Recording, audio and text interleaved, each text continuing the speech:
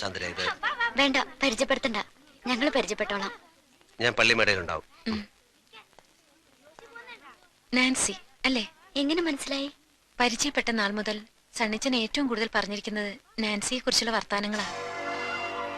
നാട്ടിലെ എന്ത് കാര്യം പറഞ്ഞു തുടങ്ങിയാലും അത് നാൻസിയിൽ വന്നാവും അവസാനിക്കുക. കൂടിക്കാഴ്ചയും മനസ്സ് ചോദ്യവും ആരും അറിയാതെ തമ്മിൽ കാണാറുള്ളതും എല്ലാം എന്നോട് പറഞ്ഞിട്ടുണ്ട്. എല്ലാം.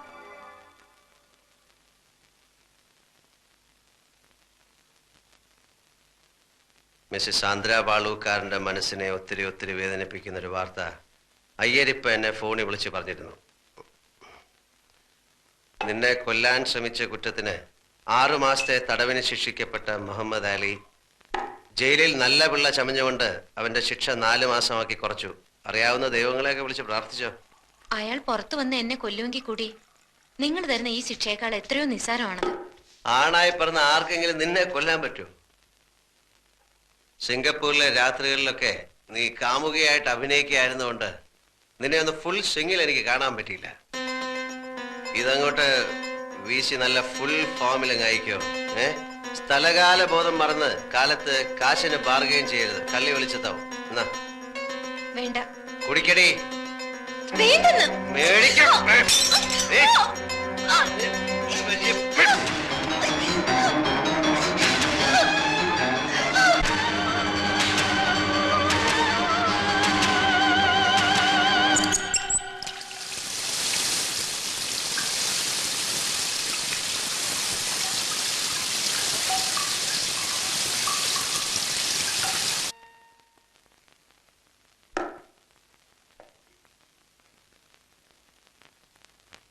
അമ്മച്ചിയും പെങ്ങന്മാരെയും കയ്യിലെടുത്ത് എന്ന് ഇവിടെ കൂടാൻ തീരുമാനിച്ചല്ലേ? മതി. 6 മാസം എന്നുള്ളത് കുറച്ച് കുറഞ്ഞാലൊന്നും കുഴപ്പമില്ല. എപ്പോ വേണമെങ്കിലും തിരിച്ചു പോകാൻ റെഡി ആയിക്കോ.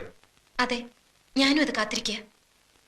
പാവപ്പെട്ട കന്യാസ്ത്രീയെയും അമ്മച്ചിയെയും എന്തെല്ലാം പറഞ്ഞു വഞ്ചിക്കുന്നു.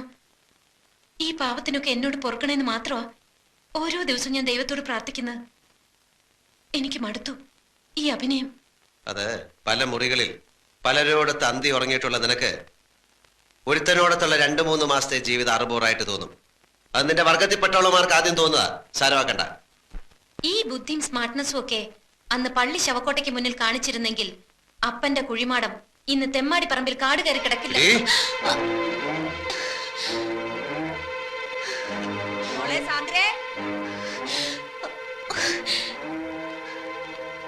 എനിക്കറിയാം ഇക്കാര്യം പറഞ്ഞാൽ നിങ്ങൾക്ക് ഉത്തരം മുട്ടുമെന്ന്. നിങ്ങളൊന്ന് തോൽക്കുന്നത് കാണാൻ വേണ്ടി മാത്രം പറഞ്ഞതാ. മഹത്തായ വിജയങ്ങൾക്കിടയിൽ ചെറിയ ചെറിയ ചില തോൽവികൾ നല്ലതാ.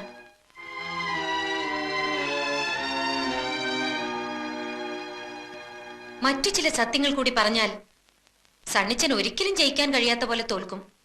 പറയട്ടോ? സാധാരണ ഇത്തരം കാര്യങ്ങൾ പറയുമ്പോ സന്തോഷം കൊണ്ട് ഭാര്യ എടുത്തു പൊക്കുകയും ഉമ്മ വയ്ക്കുകയൊക്കെയാണ് പതിവ്. സിനിമയിലും കഥാപുസ്തകത്തിലൊക്കെ അങ്ങനെയാ. ഇവിടെ ഇപ്പോ എന്നെ കൊല്ലാണ്ടിരുന്ന ഭാഗ്യം. നിങ്ങളൊരച്ഛനാകാൻ പോകുന്നു. ഞാൻ ഗർഭിണിയാണ്.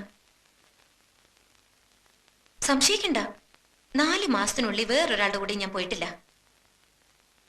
ഇത് പാലോ മറ്റത്തെ റോയൽ ബ്ലഡ് തന്നെയാ.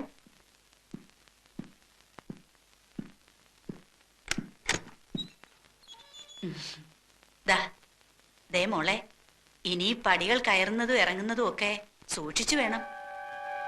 ഇനി അവന് കാപ്പിയും ചായയൊക്കെ വേണമെങ്കിൽ രമണി കൊണ്ട് കൊടുക്കും.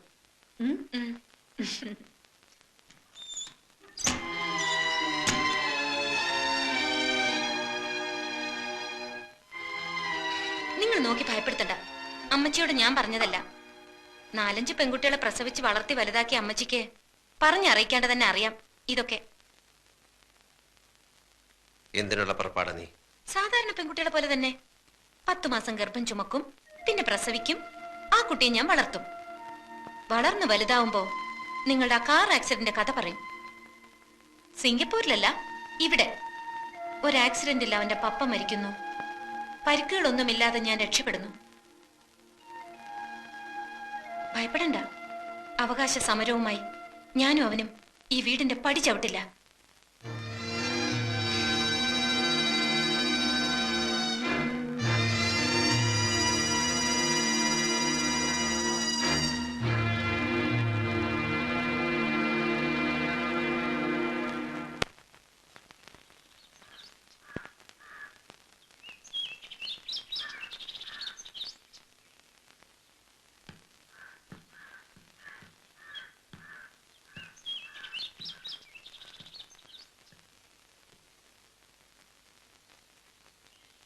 സണ്ണിച്ച, നീ ഉച്ച കഴിഞ്ഞ് വല്ലയിടത്തും പോകുന്നുണ്ടോ?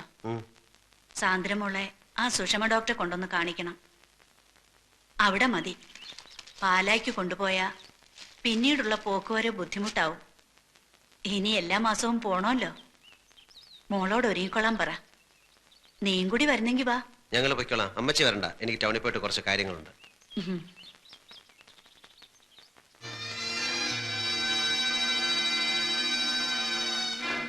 അമ്മച്ചി പറഞ്ഞ കേട്ടില്ലേ, ഹോസ്പിറ്റലിൽ പോകാൻ റെഡിയാവ് ചെക്കപ്പിന്.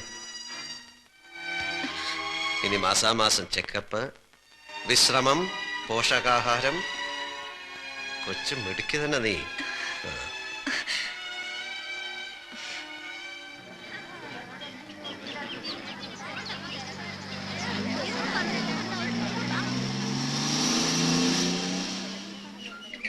അല്ല ഡോക്ടർ, കുറച്ചുകൂടെ കഴിഞ്ഞു മതി എന്നാണ് ഞങ്ങളുടെ തീരുമാനം. ഇങ്ങനൊരു തീരുമാനം എടുത്ത ഒത്തിരി കപ്പിൾസിനെ എനിക്കറിയാം. ആദ്യം കുട്ടികൾ ഉടനെ വേണ്ടാന്ന് പറയും, പിന്നെ അതിനു വേണ്ടിയുള്ള പരക്കം പാച്ചിലാവും, നേർച്ചയും വഴിപാടും ഒക്കെ ആയിട്ട്. മാത്രമല്ല 3.5 മാസം കഴിഞ്ഞു എന്ന് പറയുമ്പോ ഈ ഒരു അബോർഷൻ റിസ്ക് ആണ്. എന്തിനാ ആവശ്യമില്ലാതൊരു ടെൻഷൻ എടുത്ത് തലയെ വെക്കുന്നത്? കണ്ടോ, പുള്ളിക്കാരിക്ക് തീരെ താല്പര്യമില്ല. നിങ്ങൾ ഒന്നുകൂടെ വെറുതെ. സാന്ദ്ര,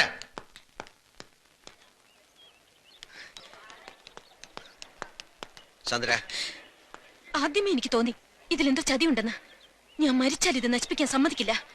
ഇക്കാര്യത്തിന് മത്സരിച്ച് ഈ തേവിടിച്ചി പെണ്ണിനോട് തോൽക്കാൻ നിൽക്കണ്ട.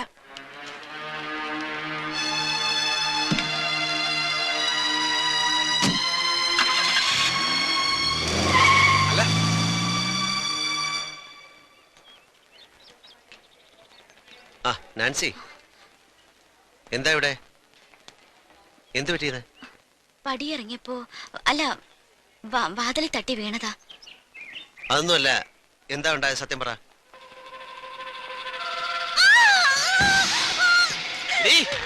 എനിക്കറിയാം നിന്റെ ഇവിടുത്തെ ചുറ്റിക്കളിയൊക്കെ.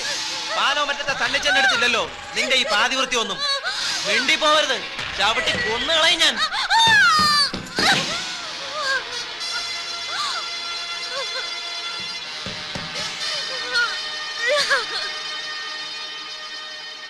പോളച്ചെയ്തെന്ന് പറഞ്ഞില്ലേ? പൊളച്ചും വീട്ടിലില്ല, വെള്ളം കണ്ണിക്ക് പോയിരിക്കുക. അന്ന് സണ്ണിച്ചാന്റെ കല്യാണത്തിന് കയറ് പാടാൻ വന്നപ്പോ മുതൽ ഒന്നും അറിയാത്ത എന്നെ സണ്ണിച്ചാനും ചേർത്ത് ഓരോന്നൊക്കെ പറഞ്ഞുണ്ടാക്കും. അത് പറഞ്ഞ് പേടിപ്പിച്ച്